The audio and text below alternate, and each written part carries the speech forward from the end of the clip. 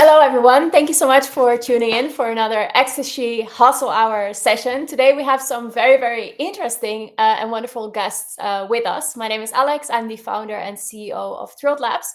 And we have with ourselves also Julia, Ashley, and Emily.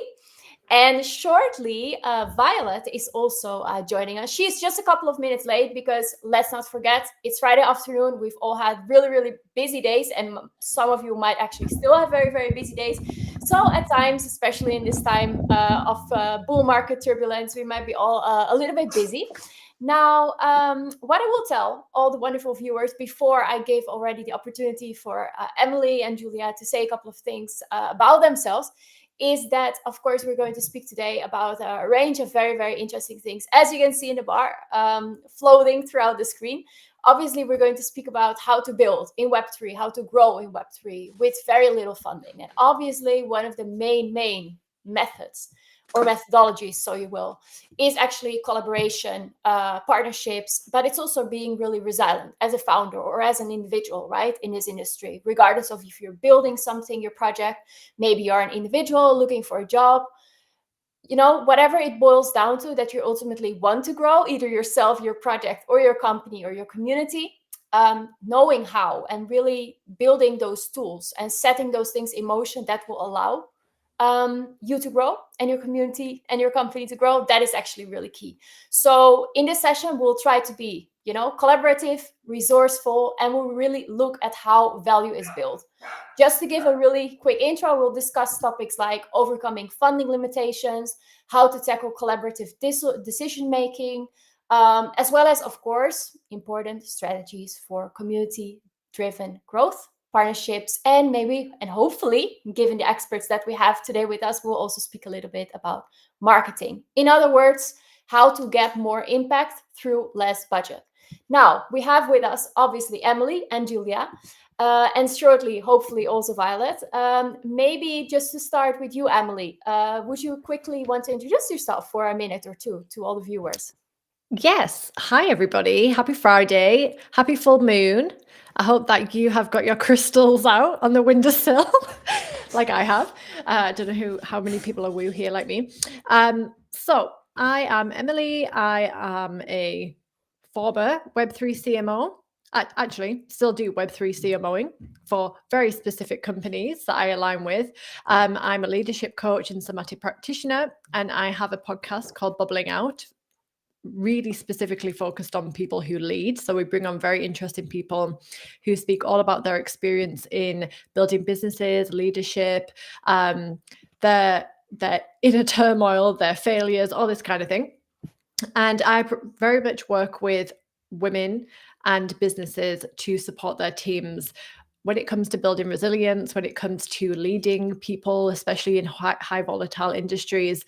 And I help to support them in hiring, team growth, team builds, making sure that they've got marketing in place, all these kind of things. So I call myself very multidimensional, but everything comes back to one thing, and that is just making sure people have the tools that they need to grow and keep moving forward in life.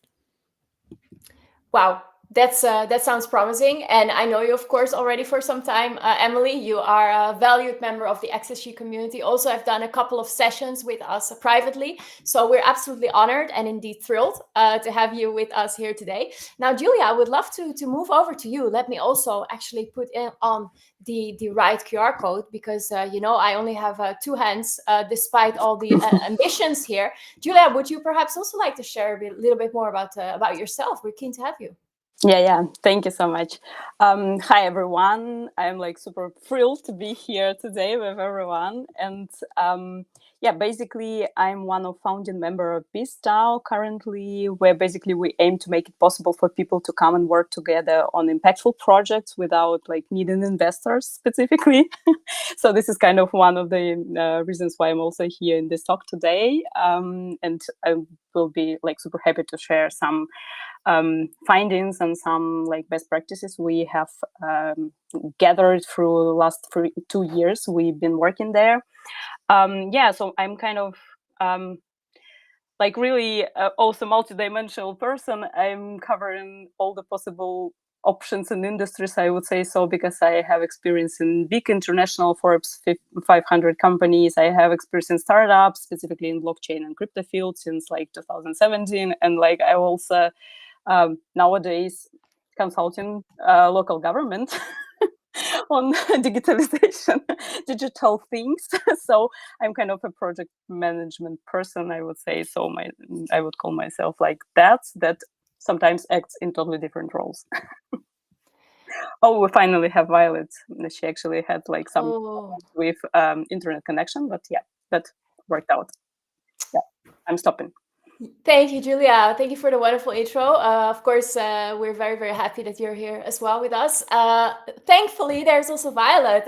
Violet, thank you so much for joining. I hope you're having an awesome day. Of course, I'm Alex. I'm the founder of Thrilled Labs, and we have also here with us Emily, an accredited leadership coach, and much, much more. Would you have a minute or two to introduce yourself if your connectivity allows you to do that, Violet? Hopefully. All right. Well, let's just double check for a second with Violet if she can hear us.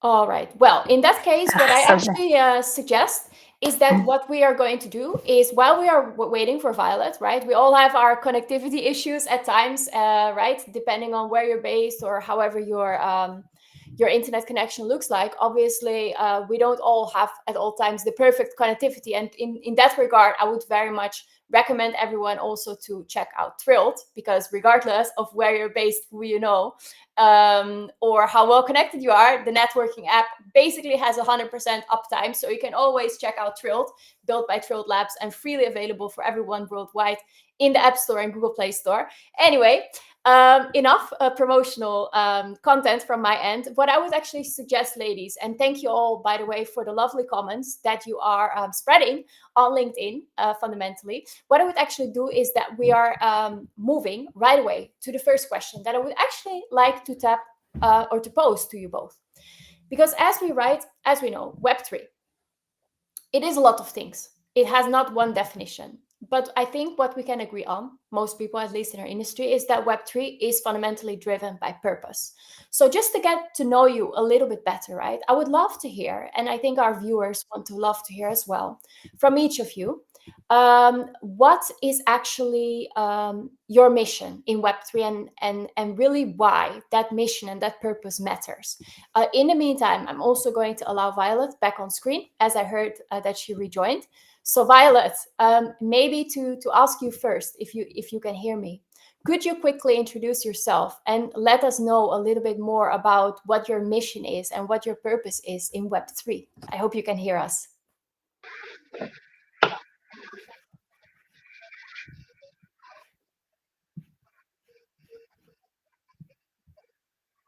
Hi, everyone. Yes, I can. Super excited to be here and to see you guys. For everyone else, my name is Violet. I am the founder of the DAO Network. And essentially, we are working to build, to connect world-class talents and product builders with, the rest of the world. Essentially, vetting these talents, vetting their ideas, and vetting the products they're building to make sure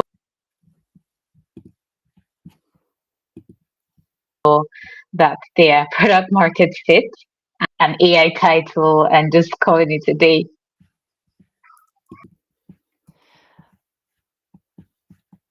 All right. Thank you very much, Violet. I hope that everyone can properly hear you. And that you can hear us, obviously. Would you perhaps like to share a little bit more about what is your purpose in the Web3 space, and how generally, like, how important do you think that purpose is for most builders?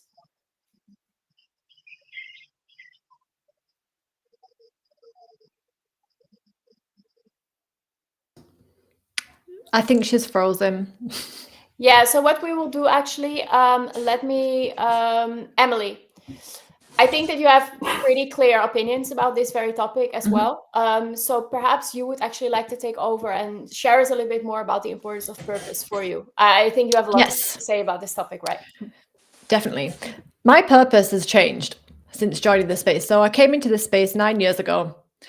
I can see you laughing, Julia. And at the time, my life was very different. I was a single person. Had my own business. I was marketing in Southeast Asia. And for me, what was really important was financial independence and having control of my own money. And so I started working for Bitcoin.com, and that was their sole purpose. And so what I started to do was really tap into the whole ideology behind crypto and learned about the cypherpunks. I learned about the idea of having our own currency, and they used to have this thing called, what was it called? Those platforms that live out in the middle of the sea and they build like towns on it and stuff. I can't remember what the hell they're called. Anyway, there was all this stuff going on back in 2016. 2017, and I really got involved in merchant adoption. I used to work with Akane Yuku. We set up an e-commerce platform, and we helped to connect artisans, especially women, with brokers to help them accept crypto. So it was very much people focused, adoption focused, making sure that people were able to access finances, basically, were able to access their own money, were able to keep hold of their money and not lose value. Because at the time we had Venezuela, we had the Bolivar crashing, all these things were happening. Sorry, my brain's not working today.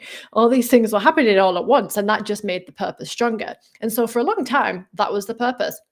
Now, as I've evolved, my purpose is very much, it's still on people, but it's very much on supporting the leaders, supporting people to manage working in an environment like this, to make sure that they're able to tap into themselves, tap into their nervous systems, tap into their intuition, and make sure they're regulated first so they can handle everything that's happening around them. Because you can't build a completely disruptive industry without solid people. And so that's my purpose now. Wow, those are brilliant words, especially that last thing that you mentioned. You cannot build a disruptive industry without, having those purpose and those people's trajectories and everything that they need to really build that also inherently and in terms of their intrinsic motivations in place. Just to paraphrase that, because obviously I'm moving also the pedals a little bit in the background. Now, let me actually move quickly now here as well to Julia, whilst I see that actually Violet is rejoining. Now, Julia, you're doing a lot with BeStyle, also other stuff. What would you love to share here about purpose? If you could share a couple of things. Yeah, I actually wanted kind of to say that my personal mission in the space currently, it was also changing during the time, because actually when I've been hearing Emily, I just remembered about that kind of, there was some kind of graph at some point saying like about different Bitcoin thesis, and it was showing that during the time they were changing constantly. And I would say like it's also fine that our missions are also changing, and my current mission is really adding on top of what just basically Emily just said, but from a bit different angle, because I also totally truly believe that people are the ones basically who create value. We are all the ones who basically do things. And this is why kind of my mission is to get this power back to people, because people deserve also to enjoy the results and outcomes of what they are doing. And this is also what we trying to achieve and kind of show by example with BeStyle, because we decided at some point, to adopt the cooperative approach, where basically it's super important that every member of the company or organization is not just like either fan base or, employee or something like that, but basically the person who is the one who make decisions, the one who really implement these decisions, contribute to the joint goals, and then the one who also enjoys the all outcomes of that joint work. And this is kind of something that really, truly make me happy when I see that it works, because I truly believe that people deserve to own everything what they produce, what they create, because people are so powerful.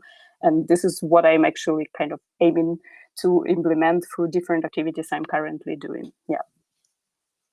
Wow, that is very beautifully put, ladies. Thank you for being so thoughtful and also transparent. And to an extent, right, especially in an industry that sometimes showcases, financial incentives, right, where we tend to sometimes lose ourselves a little bit in the hype or in the FOMO, especially in days like this, right, where we see new all-time highs and we hear about massive funding rounds and about people's high salaries and different jobs and working hard, play hard. It's sometimes easy to forget about purpose and why we're actually, doing what we're doing. Now, that brings me as well to actually the second question that I would like to pose to you specifically, Julia, because I've also prepared a couple of questions specifically aimed at you. And of course, also relating to Emily and Violet, where we really tap a little bit further into your specific interests and expertise. Now, what I would actually love to tap in here is that obviously we're speaking about Web3 as this global, decentralized, distributed network of people and individuals and whatnot that all have their purpose and their values, right? But I do think that it's important to also highlight that decentralized collaboration and governance are, of course, quite essential here as well. Basically, we can work, but we don't operate as individuals in a vacuum. Now, how have you approached collaborative decision-making or team alignment, so you will, in your projects or at BeesDAO? Is it ever tough or difficult for you to get everyone move into that same direction? Basically, what I want to hear, Julia, what are your top tips here? Okay, you kind of having multiple questions. That's why I will try to split them a bit. So first of all, if we're talking about approaches to cooperation and joint work, especially for decentralized communities. So what we, as I already kind of mentioned a bit, we adopted at the very beginning the approach of cooperatives. And one of the important things there is that basically one member have one vote. And basically this is kind of one part of joint decision making and joint movement in some specific direction, where you actually having some kind of setup or governance approach, right? How you make decisions. And we follow in here that's democratical, totally open, transparent, inclusive way, where every person who belongs to us has the rights, the same votes, value. No one can have more votes or less votes. We all are equal, right? And this is a super important thing. But another important part of joint decision making, of course, is kind of how to make it efficient and possible from technological point of view. And this is the second part where kind of you need to find different options how you will do this. And I would first of all say here already some tip that basically, considering the blockchain technology, there are multiple options. There are different options how you can totally make all the decision making on chain and pay for this transaction fee each time when you decide something. There are kind of different hybrid options that allows you to kind of having some information written on the blockchain, but not paying transaction fees, like utilizing IPFS or something like that for decision making with such services as Snapshot, for example. But at the same time, there is alternative option that is out there all the time that you cannot apply any technology, and you can use some kind of super easy and simple tools like I do not know, voting or polls on different social media platforms where you with your community working together or communicating. And I would say that the first tip is that you do not need to adopt the complicated and to maybe hard technologies to some specific cases. You just need to kind of, find the best way that will work for you. And if it will be just, voting on your Discord server at some dedicated channel with emojis, it also an option. Because if you small and have not many people there, and it's already bring that enough transparency and opportunity for everyone to speak out, then it's already fine. But for example, we actually started with something like that, but at the end of the day, our goal was basically to also bring there all the transparency that is possible for the application of blockchain technology to decision making. And what we actually already did, and we moved to that next stage, what we really need in our case, because we're having people coming from everywhere, and we want to make it also transparent for the future. We started to use that kind of hybrid approach, having the snapshot for voting, but we also having our tool that we basically created for different communities and ourselves also, that is called proof of membership. And basically, this is a protocol that enables basically issuance for anyone of Web3 names. And these names could be for personal use, or for communities that could be used also to vote together, because they're issued in form of token, like soulbound tokens that basically are non-transferable, and basically means that the person who get this soulbound token, this person basically having it all the time. And this acts works in forms of memberships, and basically in any community people can have their personalized membership, and we having it in our community, and now we're using it for voting. So this is kind of our evolution. And at the same time, one more thing is getting back to the last question, is it hard basically to make people moving in the same direction sometimes? Yeah, I would say it's totally hard. I have a lot of experience in leading small teams and big teams, and now we're having basically not that many kind of active contributors. We're having around 10 people who constantly working at the same time, coming from 5 different dimensions, and they having different skills that help us to have everything, that all the expertise that is needed for joint work and for implementing what we're aiming for. And it's sometimes really, really hard basically to make sure that we are all on the same page all the time, that no one, left behind, or no one is kind of too lacking information that is important for making, for example, some decision at some point and vote on something. So I would say that here is coming one more tip from my side personally, that it's really important that there is some person all the time who, or a few people basically, even better, who kind of really into the subject and into the goals, and they really sharing what's happening and the mission and the same goals, and they constantly kind of helping people to follow up on things, and just driving them, just initiating things, and just not coming and saying you have to do this, you have to do that, but they just come in with some proposal and say guys, we wanted to achieve that, how about that specific topic, we need to discuss it, who have some ideas, who want to and have opportunity basically to come together and discuss it and come up with some proposal.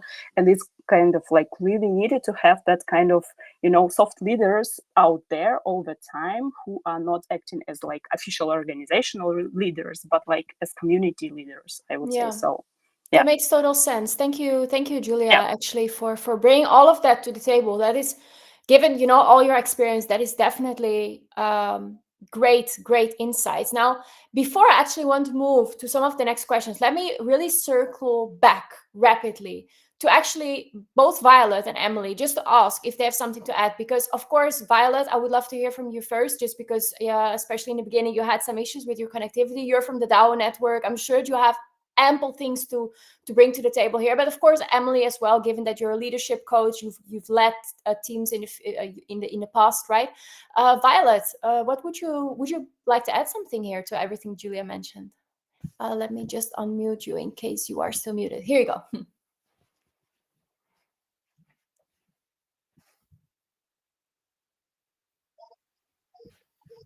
To the question specifically, or everything in general?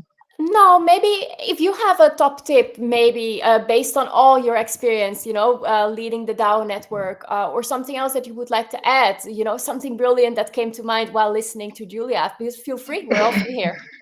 Well, all I could think of while Julia was talking was same, because sometimes like you start the journey with a bunch of people, and then over time, like maybe they don't align with the goals, or not so many people are patient enough to like build with few dollars, quote unquote. And then the burden falls on you, obviously, to um, like more people who can build with you, because essentially we can't build alone. Sorry, I can see you shifting me around on the screen. It's funny. Um, so I think so far building a community has not been the easiest. But what I'm grateful for is the community building skills that has instilled in me, essentially. And what I mean is that today I can find people who are passionate about what I'm doing, and I don't necessarily need to do so much to convert them. And some of these people, even I would say in their own capacity, are more energetic. Okay, maybe not more energetic than me, but they're putting in equal passion, they're putting in equal energy. And sometimes even founders need something like that. We need that kind of reciprocity from the communities we're building to give us like the go ahead, like, oh yeah, you're doing something nice. Oh, we love what you're doing. And because we love what you're doing, we're going to like put in the same energy, we're going to put in the same work. Sometimes we need that validation. So far, I think the whole experience has taught me about identifying the right kinds of people that essentially connect. Because it's not so much about just spreading the word, but spreading it to the right people. And they are the right people. When you start out, it might seem like, oh, I'm never going to find anybody who has the same passion. Why would they, why would someone want to stay here for a few dollars? But you will find them. Yes, and I think in that regard, this is, the very fact that we are here today, the four of us, but also the people that are watching, the people that are Yes. commenting. That is actually a wonderful example of how these things can come together. Now, Emily, Exactly. last but not least, and thank you, Violet, for bringing that to the table. Last but not least, Emily, would you have something to offer here as well from your end, given all your experience? Oh, you're still muted. Apologies. Oh, gosh. There are too many things here to do for one person. Please go ahead. I need help. I need more community hands here. But please go ahead, Emily. I love both of your points, and two separate things here. So what was coming up when Julia was talking, it was, I've worked with people who have been trying to lead in a DAO, like really well set up, the substantial business models, blah, blah, blah. But that's been the hardest thing for them. And that's actually when they come to me, it's like, this is chaos. Like, how the hell am I meant to get anything done here? Who's the boss? Like, who makes decisions? And what I see here is, a lot of the time they've started with centralization of some kind, and then they've had to build out from there when they've got the people in place. And what I see very often is this huge struggle of getting the right people in place. And I'm a geek when it comes to this stuff. I love running assessments and like analyzing people and seeing who would work best together and stuff. But I would like to know, for both of you, Violet and Julia, how do you find the right people? Like, how do you understand, number one, your zone of genius, your creative genius? And number two, how do you how do you hire, or how do you get on board volunteers, people to help in the community that will support you in that without being too hands-on on top of them? Oh, that's kind of a broad question. I think that deserves actually another workshop, because I can talk about it for hours. I will keep it like super quick and simple. First thing, how you looking into people. So I at some point understood that it's also totally make a lot of like difference what kind of people you are working with. And that's why at the very beginning, for example, in BizDAO, we actually looked through that. I'm not sure if many people know about it, but definitely, Emily, you should know about this archetypes model, 12 archetypes model that basically, it's not coming from marketing, but it's actually actively used in marketing and also is actively used in the psychology and behavior and everything. And we tried to understand also what kind of people we want to have among us. And we kind of indicated for us at the very beginning, considering what we want to achieve, that it's kind of a bit challenging thing, that we need to have some people coming from like two different backgrounds, like heroical spectrum and like everyman people of different kinds, you know. And we tried to basically keep with that and basically have more people who are aligned with that same kind of archetypes and ways of thinking and behaving, and like having the same kind of, you know, internal wills and needs and all that kind of thing. And this is another thing, I will put it this way, just enough to answer. And another thing is how to basically then lead the whole chaos. Oh, I would say here you kind of really need to be kind of creative and really flexible, because you really have to find sometimes key to different people and different kind of situations. Sometimes it can really work and you just like really hard and like just straight and like saying, no, it will be like that. We need to do it this way and we need to find how it work out. Another time you really need to kind of adapt to different people and to go along with them personally on some level and try to figure it out. And it's like really, of course, time consuming and complicated. That's why also, for example, for us, we understood that we will not go in for, you know, quantity. We will go for quality, and we will try to have even maybe less people, but more aligned, and it will make us easier, because it's really hard with many people to kind of make things working and make sure that actually there is no that people who are not basically delivering the value, but just taking some advantages of something, but we not want to have it equal for everyone in first place and too comfortable for everyone in first place. So yeah, it's kind of really tricky. So I will put it there because it's like really deep It's a big topic. Yeah. Alex, maybe we should do another session on this, because it's really fascinating. Like, when people come to me from DAOs, especially, it's a learning curve for me as well, because I've never been a leader in a DAO. I've just watched them do it. And everything you throw out there as somebody who's come from a centralized company, for example, you have to know that that might not work. And so you have to relearn. So that might be a really interesting topic. Yeah, I totally agree with you both. I do have to say here that I think that apart from the DAO topic and decentralized collaboration and whatnot, I actually do want to move for a second to a different question. And that is because, right, if you're building, it can be that you're doing that in a community type of structure. It can be that you're doing it in a more centralized type of community or project or company, or just as an individual and you want to grow and land that new job, or perhaps you want to grow your freelance, customer base, whatever it really is. But ultimately, and that is maybe something that I really want to hear all your three opinions on, and maybe we could actually start with you, Emily, and then I'll move to Violet and Julia. Like, ultimately, to grow, right? Generally, we need money, we need funding.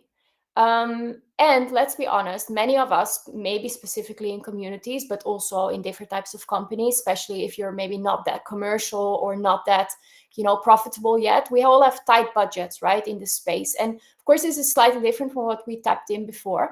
But perhaps, ladies, could you share some time where you in the past had to become rather creative because of financial constraints? And then when I say creative, I mean maybe in terms of marketing, maybe in terms of growth avenues that you tapped into that you couldn't necessarily predict. And once more, like, why am I asking this? Because quite often, without money and without funding, it is sometimes really, really tricky to grow whatever it really is that you're building. So hence, we need to talk money, unfortunately, as well. Maybe Emily, would you like to start? Yeah. So there's many ways to tackle this, and it really depends on your business model, right? So if you're building tech, it's nearly impossible to build it without capital behind you, right? I've tried. and it didn't work out. We ran out of money. But I've built a successful service-based business without capital from anywhere else. But it still has its costs because you have subscription fees, you have to hire VAs and designers and editors and all these kind of things. So what really helped me is drilling down on what can I 100% do myself, right? What can I 100% do and what can I absolutely not do? And what am I okay doing in the middle? Okay, right? Well, we have Canva, great. Pay for a pro subscription, become good at designing, right? That's something I can learn. What are all the things that I can learn and I have to take on board now if I want to grow a business? What can I do on my own? So that really helped, number one, to make sure I wasn't spending on unnecessary things. And then number two is deciding, okay, what channels do you need to grow? How creative do I need to be? So for example, for me, I need to just grow. I need to build relationships. I'm not just going to go and sell leadership coaching or fractional marketing work, right? I need to build trust and I need to build relationships. They're the two things that have to happen first.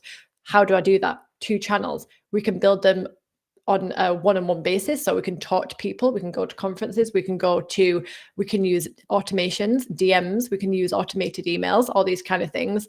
And on the other side, we can do a marketing approach and we can build funnels and we can build trust that way. We can build nurture series and stuff. So for me, the only thing really that I've spent a ton of money on is podcast editing. It cost me so much money, but I like to get it right. And I've spent lots of money building studios and stuff in the other house. And getting help. And I wasted so much money, honestly, when I first started doing this on unnecessary help because I really hadn't decided that I could actually learn things that I didn't really want to do. I could learn them and just do them myself and save money. But I would say, coming back to the question, is there any creative things I've done? Yes, testing. I just test everything. Like I give myself a few weeks. Okay, cool. I found a new tool. Okay, I'm going to learn how to use it. I'm going to set up automations. I'm going to tweak it. Is it working in 3 months' time? Yes or no? Okay, cool. It's working. Let's continue. Let's double down on it. Maybe we can put some of the money from the cash that we've already got into it. So I don't think I've answered this clearly at all, but I would just say, know what you're good at, know what you absolutely need to do, what you absolutely can't do, and decide on your channels. Like what is necessary for growth here? Do you need to go and spend money on influencers? No, absolutely not. But do you need to go and build a community and spend all your time? Because time is money as well. Spend all your time building it. So it's just having real clarity on what you need to do is the biggest takeaway here, I would say. Massive, brilliant tips. I definitely feel also the CMO tips from your past job slowly trickling down into this. And yeah, just generally, thank you for sharing and also for being honest. Quite frankly, right? So many of us are building tech products, or at least maybe we're building communities, maybe we're looking for jobs, and it's not always easy. Let's be honest about that. It's not always easy, especially if you need quite a little bit of resources and capital and human relationships and people that like you or don't. So let me move. Did you want to add? Yeah, it is. I was just going to say, and it's also okay to step away from things too, and just see it as it's not for now. If you're struggling with your back against the wall, sometimes it's okay to say this isn't for now. Yes. Yeah, I think so too. I mean, rejection is part of it. And also the challenges are part of it. And sometimes, yes, I definitely agree with you, stepping away and at times taking a little bit of your loss, if you want to consider it as a loss, or maybe not as much of a net benefit as you were hoping for. Those are life learning lessons as well, right? Now, on a more happier note, Violet. Yeah, I will move to you in a second, Julia. I want to hear from Violet first, actually. How about that funding and budget? Like, how are you facing these types of things? Do you have some brilliant ideas for us and for the watchers? Let me check. Yeah, you are unmuted.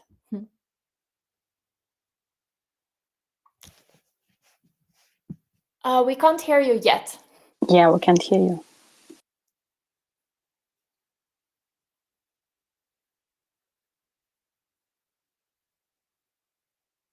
Okay, I have to go back to the studio.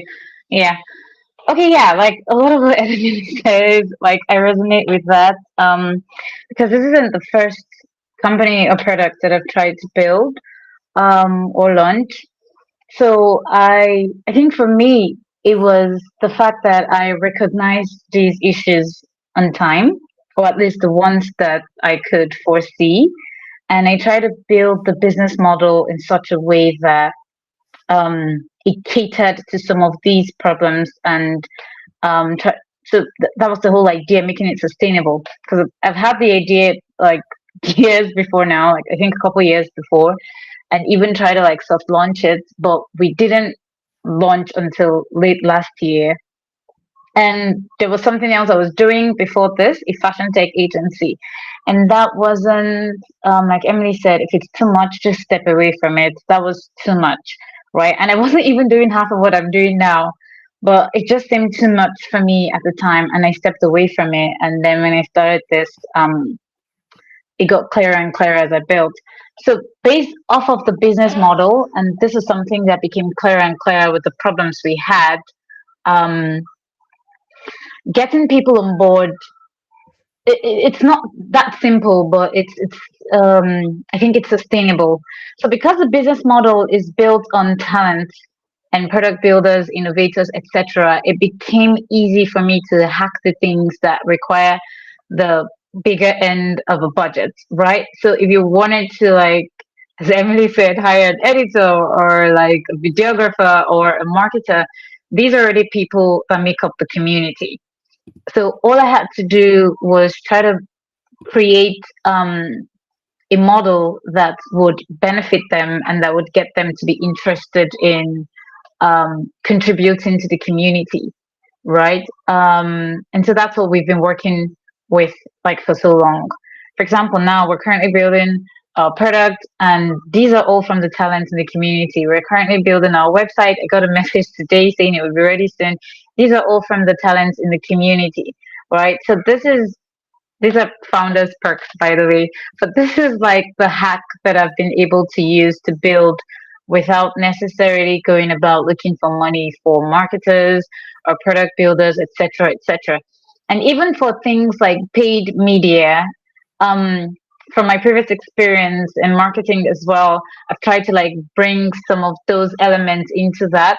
For example, I used to like do lots and lots of brand ambassador programs for like brands, plus affiliate marketing and all of that. So I try to use that system here as well, where we got people to share and talk about the brands individually, kind of like micro influencing, as long as they're part of the community. And also things like organic marketing. Before, it used to be something that we would drag our legs on, like, oh, you have to have a good paid ads budget, you know. But now that it becomes a do or leave affair, I think I have also sharpened my skills on that, where some of my organic engagements, even getting more than the paid ones. It was astonishing. I'm going to write about that. How the fact that I've hacked, and there's this other way I'm doing it, like comment marketing as well, because I'm kind of shy somehow. So I prefer to like go down to the nitty gritty where people are actually having these conversations, and I think that helps to really connect with them. And so I'll be having like hundreds of thousands of comments from just one comment also that I would use as a funnel to like the community and all of that. Like if I was going to have 100,000 engagements using paid ads, that would have cost me a lot of money, right? So essentially, as I'm building the product and building the community, I'm also building myself and the process. So it makes everything less of a hassle, right? Because it's like an adventure. It's like, oh, I'm also leveling up myself with my skills, etc., etc. So, and this is me not being negative because like we already know that this is going to fly. But if this doesn't fly, I know that it has like really, really fast tracked my skills in a way that it probably wouldn't have if I wasn't building this in this way. Brilliant. Brilliant. You know, whilst you were speaking, Violet, there's actually like Emily and myself, and I think also Julia, like we're thinking, how are you doing all these things? We want to know. We need to know more about all of this. But Please write an article. Yes, yeah, let's do so. But maybe just quickly, and thank you for sharing your thoughts, Violet. Much appreciated. And again, also once more, this honesty, right, that you're all showcasing is just brilliant. I love it. Julia, maybe do you have something to add to this? I will maybe try to be super quick. And yeah, there is something also to add. First of all, I would like to circle back to a few things already mentioned a few times. So first of all, you need to be ready to be kind of hands-on and do things yourself and learn new things, how to do them. If you have like limited resources, it's totally something that you will need to do. Second thing is, I totally agree about like saying no to some different things sometimes to bring your efficiency, higher. And I'm not remember exact words, but I think like Steve Jobs said sometimes like innovating is about saying 1,000 times no to different things. It's basically it, because you really need to, in many cases, say like, no, we will not do this, we will not do that, because we have limited resources and we need to prioritize things and we need to focus on them. And this is something that's just to summarize and totally share everything what was said before. And the third thing that I want to add, like from my side and also as a tip, that basically, like, for example, we didn't have financial resources at all. We had, of course, different resources. We had people who were like really able and willing to invest their time and efforts and like their work. And it's a super huge resource in things. And of course, sometimes happens that basically you cannot like go along without spending money at all. And in this kind of situations, we actually, for example, for ourselves adopted the tactic that we decided that any solution or decision we will make, and technical thing, for example, we will implement, we'll need to find a way how it will be implemented without bringing us recurring costs. It's fine that we will need to pay one time, for example, for something, and we need to make sure that it's as less as possible, but we should be sure that there will be no recurring costs in future. And this is something that basically helped us a lot, and that basically helped us to find some solutions that are bringing really to cool results. And basically, this is here, blockchain technology can help a lot. I would also add super quickly, because basically, if we're talking about different tech products where you still have to have that kind of, front end, back end things and that kind of architecture, and you can utilize blockchain as a back end, and you will not have to pay for servers. And if you find the right solution, of course, there are limits to that too. But if you will find a way, you will be really taking a lot of advantages out of it. Yeah. Wow. I hope that someone in the audience is taking notes, because this is definitely alpha intel, ladies. So if no one is taking notes, definitely after the session, I'm going to take notes, and we'll publish also an article about this very session here today. Thank you all for really saying that. And also the tip about, preventing costs from reoccurring. That's a clever one as well. I love that a lot of your tips are practical. Others have more to do with your philosophy. Others are very practical. So I definitely love all your different insights here. Now, just given, right, that we still have 8 minutes, I had lots of more ideas of things that we can speak about, but sadly it's Friday afternoon and people, maybe they want to go to the bar, maybe they want to chill at home, maybe they want to watch Netflix. No idea for now. Stay here, everyone that is watching, because we're going to talk about one more brilliant topic, and that is actually something else that might come for free, but that might actually, do require quite a little bit of hard work. Now, I won't keep you in anticipation. I would love to ask this first question actually to Emily, just because you are kind of like an expert in this, right? Because when we're speaking about growing our business, about everything that needs to be done with or without money, again, we are still facing sometimes challenges, rejection, right? Whatever it really is that doesn't work in favor of us. So what I understand and want to understand from you, Emily, is that how do you maintain resilience when things get challenging, and what practices help you stay grounded, help us stay grounded, and help us really focus on moving forward, either professionally or personally? And before hearing your perspective on that, Emily, let me also say that I would love to ask then after Violet and also Julia about that, also about your personal experiences. But I would love to start with you, Emily. Please take it away and I will stop talking with this long follow. I love it. Brilliant. No, it's a great question. And it all just comes back down to you, yourself, your strength, and being able to be in tune with who you are as a human and knowing your triggers, knowing what you can handle and what you can't handle, your capacity, right? So to step back a bit, in my past as a very burnt out CMO, I had zero capacity. I was on edge all the time. I was literally on my phone, like sat in bed like this, like dropping it on my face. I was constantly on. I used to wake up in the morning, check Slack, have a heart attack, have to go straight into work. Even though I had all my meditations planned and everything, I just couldn't do it. I had to just get straight into work because it made me feel okay. And the problem is this creates a cycle, and it's embedded from childhood. It's a survival. Sorry, I can't talk to my face. It's so funny. You just put it on my face. But basically, this kind of work, this overwork, this always being on, this constantly being on edge, and like having to do, not being able to rest, is a survival response. And wherever it's come from, could have come from childhood, could have come from a week ago, right? It's something that will not sort itself out. Like you have to put attention onto it. And so I burnt out twice in the past. And the only way I managed to get myself back was from connecting to my body, grounding my energy, being here and allowing myself to just be instead of constantly doing like all the time, running everywhere. So that was the first thing. And so when I figured out how not to burn out, a big part of it was understanding my nervous system, understanding how it works, understanding why it's triggered, why it doesn't have any capacity, and then understanding how do I resolve that. And so for me, I was in a constant flight, like constantly running away. And I was also in freeze. So I was constantly moving, like between fight, which was like, between flight, which was like, help, I don't want to be here. This is stressful, but I need to just like keep moving. And I was also in a freeze, which was shut down. I can't handle any of this. It was like fight, freeze, fight, freeze, flight, freeze.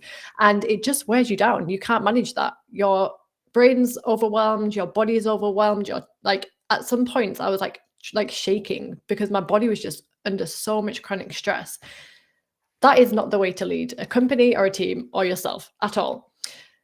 To develop resilience, you have to figure out your nervous system states. You have to be able to ground in. And the one thing that really helped me was just knowing how to check in with my body and understand how it feels at any one time. That was the thing that really, really helped. Okay, I'm feeling anxious. I'm feeling burnt out. I'm shattered. I'm exhausted. This text just triggered me. Where is this going on? Giving yourself 1 minute to sit and breathe into the feelings that it's causing in your body unlocks other things. So you're able to feel, okay, cool. I've got a bit of a crunchy feeling in my chest. It's like all screwed up and tense. Okay, let's breathe into that. Let's just allow it to be there. Let's feel it. And then that opens up thoughts and stories, and it helps you to understand, okay, what is actually going on? Okay, cool. And that's you developing capacity and grounding yourself in the moment. Tons and tons of tools that we could share. Alex, you've experienced loads of them, but this is the part of it. It's being able to notice a trigger, know what is your capacity, and being able to sit in the middle and not do anything.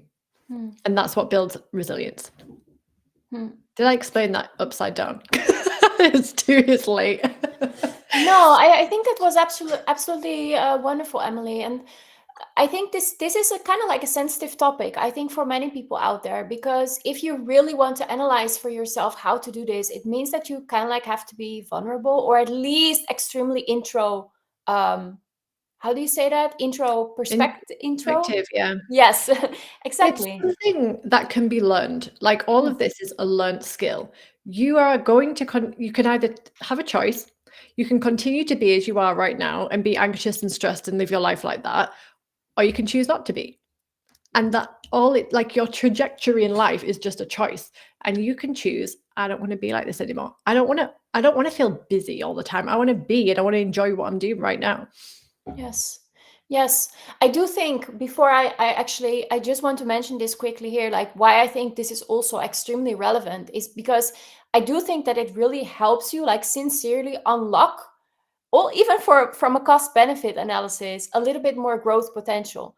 Because when you actually start to realize what makes you a bit, down at times, or what sucks away energy from you, how you're building that resilience, and generally how you cope with rejection, with challenges, it actually, even if you want to look at it from just a mere business perspective, what I realized is learning how to deal with rejection, another investor that is ghosting you, right?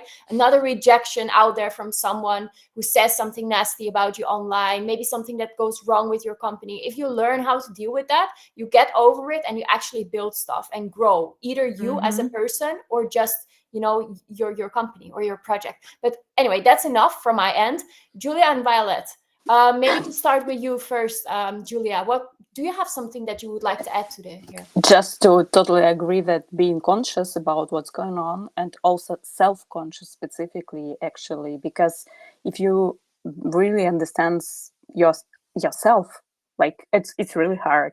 It's like really hard to understand who we are, because we are so complicated. We are kind of like bio-robots that really affected by even chemical elements that are in our body right now, and we never think about that, basically, because if you ate bad yesterday, you feel yourself really bad today, and your stomach is like directly connected with your brain, and you really cannot think. It's kind of, you cannot make decisions, and you may not understand that simple things about yourself, not just as a person, personality, but also about like a human being. And I think like being conscious about that kind of things and exploring them, understanding them, is definitely something that will definitely help, because understanding reality, where you are now and what's happening with you now, it's the starting point basically to making any great changes. Beautifully put. Beautifully put. I would love, if we're thinking about where we are right now, to move to Violet and go to Violet and hear, perhaps, if you want to, your thoughts on this very sensitive but also beautiful topic. And thank you. Yeah. Um, okay. For me, I think in a way I was kind of lucky because I was picking up these traits over the years. I used to be in very difficult positions. I used to not understand what was going on, even as a teenager. And so I was very, very troubled. And I kept saying, I don't want to live the rest of my life like this. So, what to do? Build yourself, read books, learn about psychology, learn about the body, human system, like you say, and even your biology. And so it was kind of also a coincidence that I have a BSc in chemistry. So like even the chemical parts, like Yulia says about what's going on in your body, like I can easily recognize it because I don't get hunger pangs like ever. Maybe my body has gotten tired of reminding me to eat when I'm in front of my PC. But then I know when I'm getting hungry because I'm getting angry. Like I get irritated and I'm like, oh, okay, I need to eat, you know?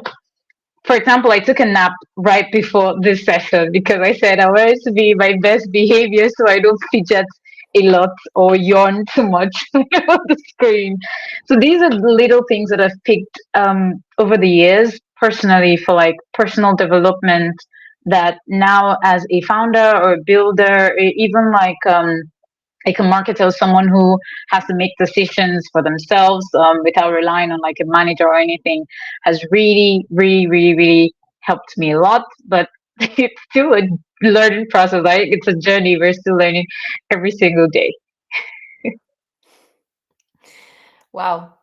Thank you. It's just brought, it's I don't even know what to say. I think it's brilliant to hear that you're also transparent and honest about these types of things, right? We're not speaking only today, we haven't spoken about things like money, things about how you're growing your community, about decentralized governance, about how to build resilience in terms of challenges, or being tired, or being hungry, or getting another rejection from an investor, which tends to happen to me from time to time. So there's so many things that we can bring here to the table. And I want to thank you all really a lot for joining. Julia, of course, with Beast DAO and everything that you're doing with your community, with the proof of membership, brilliant stuff going on. Violet, with DAO Network, with everything that you're doing for founders as well in the space. And Emily, of course, in terms of your wonderful leadership and your coaching that you're doing. I can attest to that personally, that it helps a lot. And of course, your podcast is brilliant too.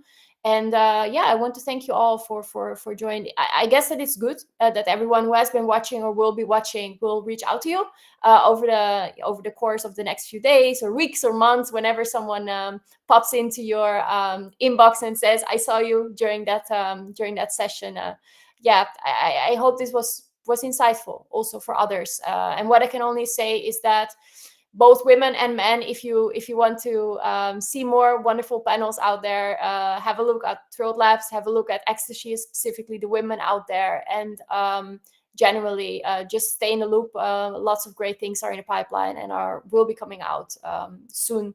But that's an entirely different topic from what we have discussed today. So thank you all, everyone, for having tuned in on Friday afternoon, quite likely, depending on where you are. And see you next time, I guess. Thank you all very much, ladies.